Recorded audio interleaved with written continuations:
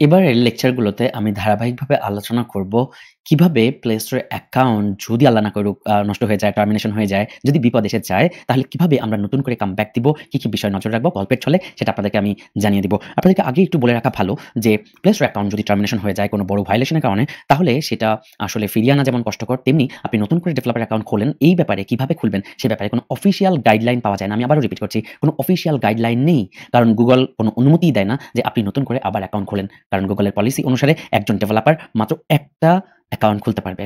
একজন ডেভেলপার একটা developer account খুলতে পারবে। আপনি ফর এক্সাম্পল একজন ডেভেলপার, আপনি সারা জীবনে একটা অ্যাকাউন্ট খুলতে পারবেন। এটা গুগলের রুলস। সো আপনি সব টার্মস অ্যান্ড পলিসি মেনে ওই একটা অ্যাকাউন্টে হাজার অ্যাপ পাবলিশ করেন, অসুবিধা নাই। নিয়ম মেনে সুন্দর করে আপনি কাজ করেন, তাতে গুগলের অসুবিধা নাই। কিন্তু আপনি যদি টার্মিনেশন খান অথবা আপনি একাধিক অ্যাকাউন্ট আর খুলতে পারবেন না। ইভেন টার্মিনেশন না হলেও আপনি একাধিক অ্যাকাউন্ট খুলবেন, এই অনুমতি গুগল দেয় না। তাই কখনোই গুগল আপনাকে বলবে না অথবা কেউই আপনাকে বলবে না যে এক্সাক্ট কোন কাজ করলে নতুন করে আবার কামব্যাক করতে পারবো এবং নতুন করে প্লে কনসোল অ্যাকাউন্ট আমরা খুলতে পারবো। কি বিষয় মাথায় রাখতে হবে এ ব্যাপারে কোনো অফিসিয়াল গাইডলাইন নেই। আই রিপিট, কোনো অফিসিয়াল গাইডলাইন নেই। তাহলে আমরা আপনাদেরকে যে গাইডলাইনগুলো দিব সেগুলো আসলে কিসের ভিত্তিতে? সেগুলো আমাদের নিজেদের অভিজ্ঞতার আলোকে। সো আজকের এই লেকচারে একটু কঠিন হলেও আমি চেষ্টা করব আমার অবজারভেশন অনুসারে, আমার জ্ঞান অনুসারে যে গাইডলাইন দিতে, যেটা আসলে 100% নিরাপদভাবে আপনি নতুন করে কামব্যাক দিতে পারবেন। তো চলুন আলোচনা শুরু করা যাক। অলরাইট, প্রথম কথা হচ্ছে প্লে স্টোরে যখন আমরা অ্যাকাউন্ট খুলি আমাদেরকে অফকোর্স একটা ভিসা কার্ড বা পেমেন্ট মেথড ইউজ করে পেমেন্ট করতে হয়। $25 একটা পেমেন্ট আমরা জানি। সো যদি আপনার অ্যাকাউন্ট একবার টার্মিনেশন হয়, আপনি পুরনো ওই যে ভিসা কার্ড, ওই ভিসা কার্ড আপনি আর ইউজ করতে পারবেন না। অলরাইট, তার মানে আপনাকে নতুন একটা ভিসা কার্ড ইউজ করে নতুন একটা পেমেন্ট মেথড ইউজ করতে হবে এবং নতুন পেমেন্ট মেথড ইউজ করার জন্য সবথেকে ভালো হয় নতুন কারো নামে যদি আপনি এটা করেন। কারণ হচ্ছে পেমেন্ট যেই অ্যাকাউন্ট আমাদের গুগল প্লে স্টোরে যখন আমরা ডেভেলপার অ্যাকাউন্ট খুলি, যে পেমেন্ট অ্যাকাউন্ট সেটা অনেক সময় ভেরিফাই করতে বলে, এনআইডি চায় বা পাসপোর্ট চায়। সো আপনার যদি আগে নিজের নামে অ্যাকাউন্ট করা থাকে এবং সেটা যদি টার্মিনেশন হয়, তাহলে অফকোর্স আপনি পরিবারের কারো নামে, বাবার নামে, বড় ভাইয়ের নামে অথবা বোনের নামে, রাইট, কারো নামে আপনি আসলে অ্যাকাউন্টটা করতে পারেন। অফকোর্স পেমেন্ট মেথডটা যদি আপনি অন্য কারো ব্যবস্থা করেন, ফর এক্সাম্পল আপনার কোনো আত্মীয় বিদেশে আছে যে আসলে ডেভেলপার অ্যাকাউন্ট খুলবে না, এরকম কারো হেল্প নিতে পারেন। কারণ ভেরিফিকেশন চাইলে ইজিলি আপনি তার কার্ড ইউজ করবেন, অসুবিধা নাই। সো অফকোর্স পুরনো যে পেমেন্ট মেথড, পুরনো যে ভিসা কার্ড সেটা কখনোই আর ইউজ করা যাবে না এবং নতুন একটা পেমেন্ট মেথড, নতুনভাবে আপনাকে একটা পেমেন্ট ভিসা কার্ড বা ক্রেডিট কার্ড দিয়ে গুগল প্লে ডেভেলপার অ্যাকাউন্ট খুলতে হবে, ফার্স্ট নাম্বার। এবং সেকেন্ডলি আপনাদেরকে খেয়াল রাখতে হবে গুগলের যাবতীয় যত product, for example Google ads, AdSense, AdMob, Google plus ইত্যাদি যাবতীয় ইউটিউব যত প্ল্যাটফর্ম আছে, গুগলের যত প্ল্যাটফর্ম আছে, কোনো প্ল্যাটফর্মে কোনো পেমেন্ট মেথডে আপনি পুরনো যে ভিসা কার্ডটা দিয়ে গুগল প্লে অ্যাকাউন্ট খুলেছিলেন, যেটা অলরেডি টার্মিনেশন হয়ে গেছে, বুঝতে পেরেছেন? ওই টার্মিনেশন হওয়া অ্যাকাউন্ট যে ভিসা কার্ড দিয়ে খুলেছিলেন, ওই ভিসা কার্ড, ওই ক্রেডিট কার্ড কোনোভাবেই গুগলের কোনো প্রোডাক্টের মধ্যে ইউজ করবেন না। কারণ আপনি যখন নতুন করে কামব্যাক করবেন, তখন নতুন অ্যাকাউন্টেই ধরেন আপনি কোনোভাবে গুগল কনসোলে গিয়ে গুগল ক্লাউডে আপনি ওই পুরনো ভিসা কার্ডটা ইউজ করলেন। সো গুগল ধরে ফেলবে আপনি সেই মানুষ যার ডেভেলপার অ্যাকাউন্ট টার্মিনেশন হয়েছিল। সো গুগলের কোনো প্রোডাক্টে যাতে কোনোভাবে বুঝতে না পারে যে আপনি সেই আগের মানুষটা, যেই মানুষটা আগে ডেভেলপার অ্যাকাউন্ট টার্মিনেশন হয়েছে। দেখেন গুগলের সাথে আমাদের কোনো শত্রুতা নাই।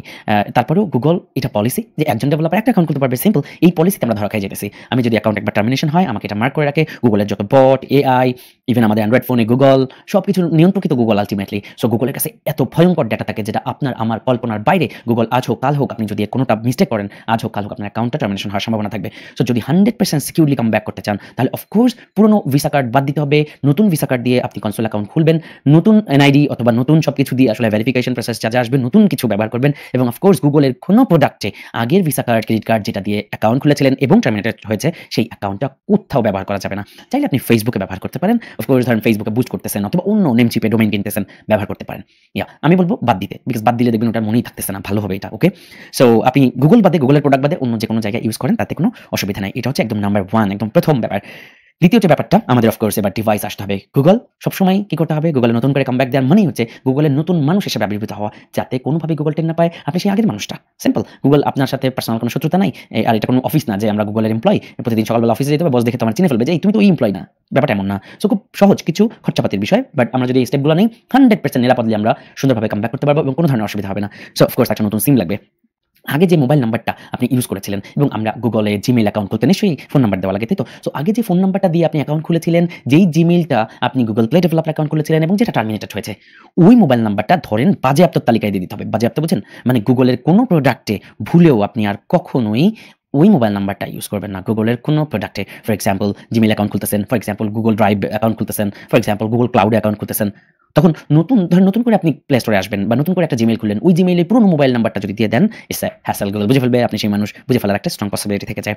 আমরা চাচ্ছি 100% নিরাপদ হতে, 100% সিকিউরলি কাম ব্যাক করতে, যাতে করে আর গুগলের সাথে আমাদের কোনো ক্যাচাল নাই, আমরা একদম ফ্রেশ ভাবে স্টার্ট করতে পারি। সিম্পল। তাহলে কি করতে হবে? নতুন মোবাইল নাম্বার চেঞ্জ করতে হবে, সো অফ কোর্স পুরনো মোবাইল নাম্বারটাকে বাতিলের তালিকায় নিয়ে যেতে হবে। ফাইন, আপনি সেটা খোলা রাখতে পারেন, অসুবিধা নাই। সেটা দিয়ে নেট চালাতে পারেন, তাতে অসুবিধা নাই। বাট ওই নাম্বারটা গুগলের কোনো প্রোডাক্টে, গুগলের কোনো গুগল ক্লাউড, জিমেইল বা নতুন কোথাও এড করা যাবে না। কিন্তু আমি আমার অভিজ্ঞতা থেকে বলতেছি যে যদি নাম্বারটা খোলা থাকে, অনেক সময় হয় কি যে আমরা ভুলে ভালেও আসলে ওটিপি যায়, ফেসবুক এটা সেটা, টুইটার ইত্যাদি জায়গায় আমাদের মোবাইল নাম্বার দেওয়া থাকে, তখন ভুল হয়ে যায়। তো এই জন্য আমি বলবো বাদ দেওয়াই ভালো। কয়টা জিনিস আছে আপনার, কয়টা জায়গা আছে, টুইটার, ফেসবুক অথবা আরো কয়টা জিনিস, সেই জিনিসগুলোতে আপনি মোবাইল নাম্বারটা চেঞ্জ করে দেন, অসুবিধা নেই। দেখেন স্টেপ নিলেই, একটু সাহস করে স্টেপ নিলেই চেঞ্জ করা যায়। আমরা করছি না? সো এটা হচ্ছে আরেকটা রিকোয়ারমেন্ট। তার মানে এই মোবাইল নাম্বার নতুন যেটা নেবেন সেটা কোনোভাবেই পুরনো অ্যাকাউন্টের সাথে সম্পর্কিত, পুরনো জিমেইলের সাথে সম্পর্কিত কোথাও ইউজ করা যাবে না।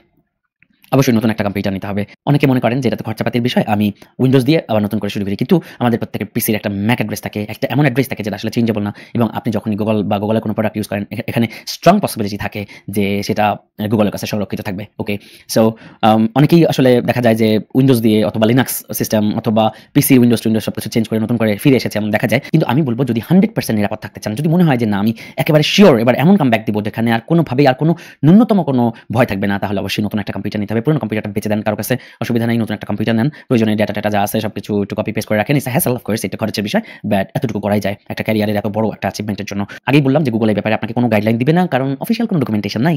একজন এক কথা বলবে, কে বলবে উইন্ডোজ দিলে হয়ে যায়। আমি বলবো যদি 100% একটুখানি সম্ভাবনাও থেকে যায় যে উইন্ডোজ দিলে রিস্ক থেকে যেতে পারে, আমার কাছে মনে হয়েছে রিস্ক থেকে যায়। সো ইটস বেটার যে যদি 100% নিরাপদ থাকতে চান, নতুন একটা কম্পিউটার নিতে হবে। আগের পিসি বা আগের ল্যাপটপ যেটাতে আপনি অ্যাকাউন্ট খুলেছিলেন, যেটাতে আপনি লগ ইন করতেন, আগের জিমেইলে, যেই জিমেইলে গুগল কনসোল ছিল যেটা টার্মিনেটেড হয়েছে, ওটা সম্পূর্ণ বাদ দেওয়াটাই যুক্তিসঙ্গত এবং নিরাপদ হবে। কারণ আমি 100% নিরাপত্তার কথা বলছি, একটু 1%, 0.5% এই মুখের মধ্যে রেখে বলতে চাচ্ছি না। একটু খরচ হোক আমার কথা, যে ফাইন পুরোনো কম্পিউটার বেচে আর কিছু 10-15 হাজার টাকা ভরলে দেখা গেছে একটা ল্যাপটপ বা কম্পিউটার হয়ে যাবে, আই গেস। সো একটু দরকার সাহস এবং একটু দরকার মনোবল, আই মিন সেট নেওয়া। সো এই হচ্ছে কয়েকটা বিষয়। আমরা পরবর্তী লেকচারে আরো গুরুত্বপূর্ণ কয়েকটা বিষয় নিয়ে আলোচনা করব। দেখা হচ্ছে পরবর্তী লেকচারে।